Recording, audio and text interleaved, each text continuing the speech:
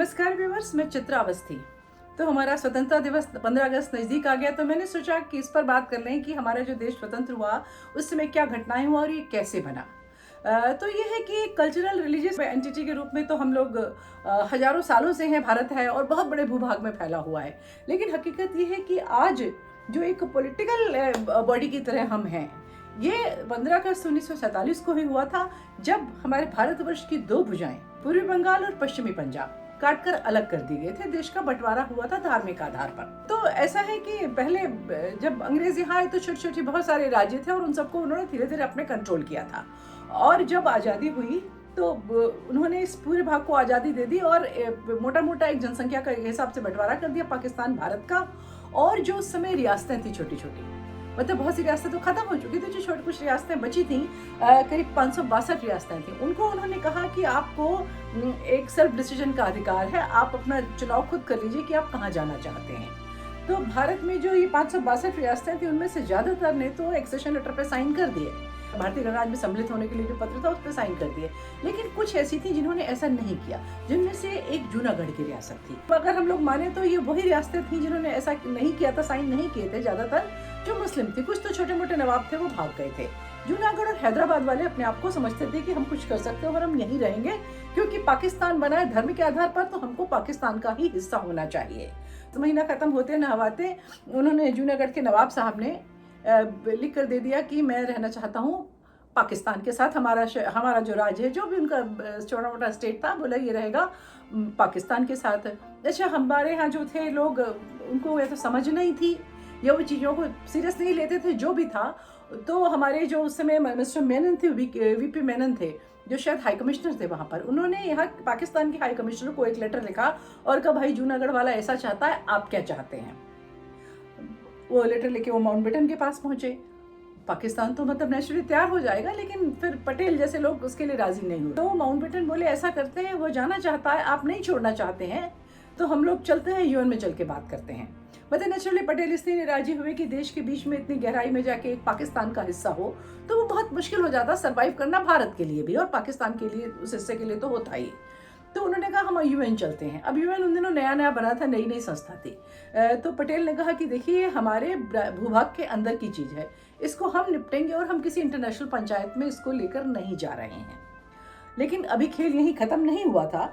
तो 30 सितंबर 1947 को, मतलब आज़ादी के 1.5 महीने बाद, जवाहरलाल ने एक मीटिंग में कहा कि ऐसा है कि ठीक है, अगर ये वहाँ रहना चाहते हैं और पटेल नहीं चाह रहे हैं पाकिस्तान के साथ रहने देना, तो हम लोग एक काम करते हैं, वहाँ रेफरेंडम करा लेते हैं। अब जब रेफरेंडम करा लेते हैं, ये बात सुनी जब माउंटबेटन ने लियाकत अली को बताई, तो लियाकत अली तो एक बार बहुत खुश हुए, क्योंकि उनकी नज़र शुरू से कश्मीर पर थी। तो उनको लगा कि कश्मीर में मुस्लिम जनसंख्या ज़्यादा है, तो अगर कोई भी रेफरेंडम होता है तो पब्लिक पाकिस्तान के साथ आ जाएगी। उन्होंने जाकर जिन्ना को ये बात बताई। लेकिन एक बड़ी खास बात है जो मैं हमेशा कहती हूँ कि जो भारत में तो जो शुरू में हमारे सरमाएदार थे, उनका जियोपॉलिटिक्स में और चालाकी में थोड़ा हाथ तंग रहता था, लेकिन जो पाकिस्तान वाले थे उनको शुरू से क्लैरिटी थी कि उनको क्या चाहिए और उनके हित और अनहित काहे में है। लेकिन उन लोगों ने फिर ये सोचा कि अगर ये जनमत संग्रह होता है, प्लेबिसाइट रेफरेंडम अगर कुछ होता है तो सब जगह होगा। तो उस स्थिति में जो लाहौर था, जो लाहौर पाकिस्तान के अंदर पड़ता था और वहाँ पर हिंदू जनसंख्या ज्यादा थी, तो बोले वो फिर हिंदुस्तान के पास चला जाएगा। अब देखिए, पाकिस्तान ये तो चाहता था कि भारत के लिए जूनागढ़ रूपी मुसीबत रहे, पर वो ये कभी नहीं चाहता था कि वैसी ही मुसीबत उसके अंदर लाहौर को लेकर रहे। और दूसरी बात ये थी कि अगर आप ये सोच कर करते हैं कि जो उसका रूलर है वो क्या चाहता है, तब तो कश्मीर के हरि सिंह भारत में आ जाएंगे। अगर रूलर का जो रिलीजन उसके हिसाब से सोचें, और अगर पब्लिक का रिलीजन के हिसाब से सोचें, तो लाहौर जैसे बहुत से शहर उनको देने पड़ेंगे। तो एक ऐसी मुश्किल आ गई, अगर वो इधर बचाएंगे कश्मीर को, जूनागढ़ को, तो वो कुछ उनके लिए मुसीबतें खड़ी हो जाएंगी। तो पाकिस्तान इसके लिए नहीं माना। अच्छा, एक बात और थी कि उस समय तक पाकिस्तान वालों को बड़ा विश्वास हो गया था कि हम लड़कर कश्मीर तो बाद में ले ही लेंगे, क्योंकि वो मान के चलते थे कि भारतीय जो है घास फूस खाते हैं, वो क्या ही लड़ेंगे। और वो जनरली पंजाबी जो थे, वो लोग मुसलमान जो वहाँ पर थे, वो लोग हिंदुओं को बनिया कहते थे और कहते थे बनिया क्या लड़ेगा, लेकिन बनिया लड़ सकता है ऐसा नहीं है, फिर भी वो ऐसा कहते थे। तो इस तरीके से उन्होंने जूनागढ़ पर से अपना हाथ छोड़ दिया। इधर पटेल ने सख्ती करनी बढ़ा दी, सख्ती शुरू कर दी कि भाई जूनागढ़ को इसमें विलय होना पड़ेगा भारतीय गणराज्य में, और आपको ये लिख कर देना पड़ेगा। डिफरेंट डिफरेंट तरीके से उन्होंने प्रेशर बनाना शुरू किया। तो एक दिन नवाब साहब जो थे जूनागढ़ के हवाई जहाज में उड़े और उड़कर पहुंच चले गए पाकिस्तान।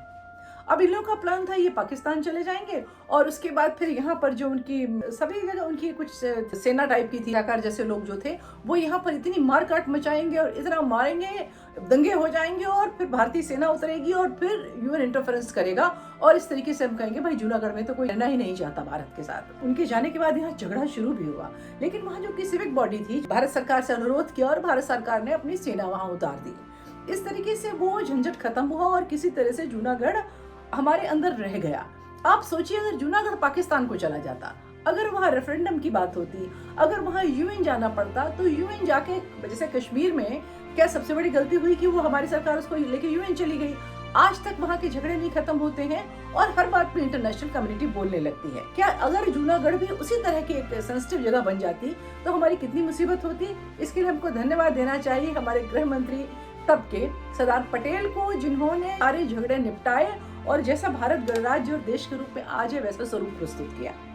तो आज हमने ये कहानी सुनाई है, आगे हम किसी और ऐसी रियासत की कहानी लेकर आएंगे। तब तक के लिए नमस्कार।